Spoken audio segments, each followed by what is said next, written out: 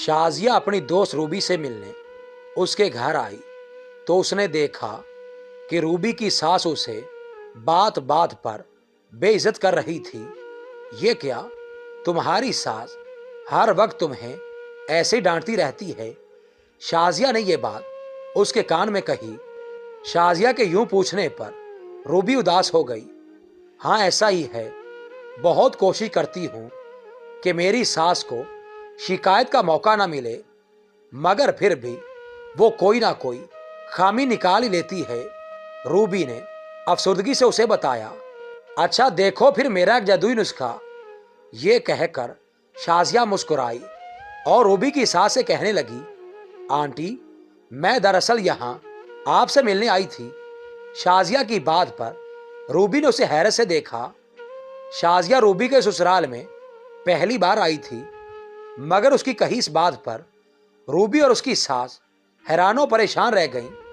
मैंने आपके बारे में सुना था कि आप बहुत पहले सिलाई कढ़ाई का काम करती थी, जिसको सब लोग बहुत सराहते थे।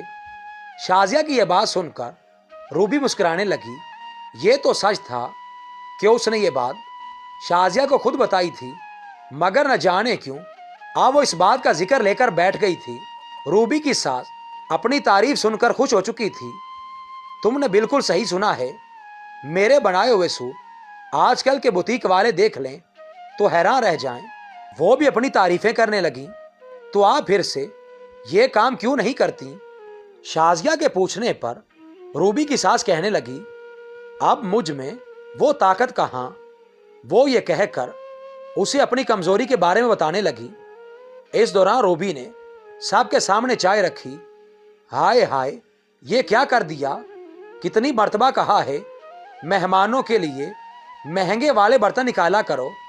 रूबी की सास ने उसे फिर से डांटना शुरू कर दिया। रूबी बेचारी शर्मिंदा अंदाज में ट्रे लिए किचन के अंदर चली गई। लेकिन आंटी, मैं देख रही हूं कि आपके पास बहुत सा वक्त होता है। मैं तो कहूंगी कि आप फिर से ये काम शुरू कर दें। पैसे के साथ साथ वक्त भी अच्छा गुजर जाएगा। ये सुनकर रूबी की सास सोच में पड़ गई। उन्हें सोचता देखकर शाजिया हतमी अंदाज में कहने लगी, चलें और कुछ नहीं तो मेरा एक सूट कढ़ाई कर दें। रूबी ने देखा कि उसकी सास ने थोड़ी अगर मगर के बाद हामी भर ली। कुछ दिन बाद शाजिया ने अपना सूट भेज दिया। रूबी की सास ने पहले दिन कढ़ाई की तो उसे कुछ खास मजा नहीं आया। वो बार बार सूट रखकर उसके सर पर आ बैठती और उसके कान में कीड़े निकालने लगती। लेकिन शाजिया तो जैसे उसकी सास के पीछे ही पड़ गई थी। बार बार फोन करके अपने सूट के बारे में पूछती। यूं ना चाहते हुए भी उसकी सास को शाजिया का सूट तैयार करना पड़ा। आहिस्ता आहिस्ता इस काम में उसका दिल लगने लगा और उसने कुछ हफ्तों में शाजिया का सूट तैयार कर लिया। शाजिया अपना सूट लेने आई तो उसकी सास कितनी तारीफें की कि वो शाजिया की नंद का सूट भी तैयार करने पर राजी हो गई।